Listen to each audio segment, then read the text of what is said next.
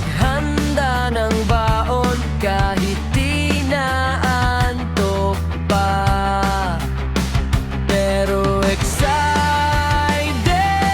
na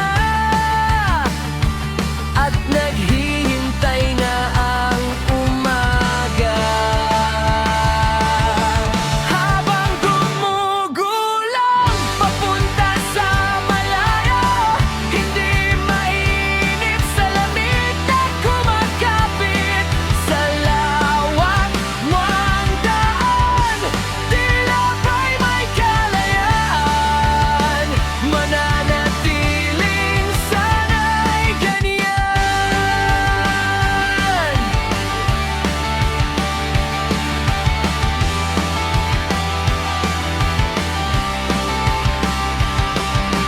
Dito na ako sa meet up place na sinabi mo, isama mo na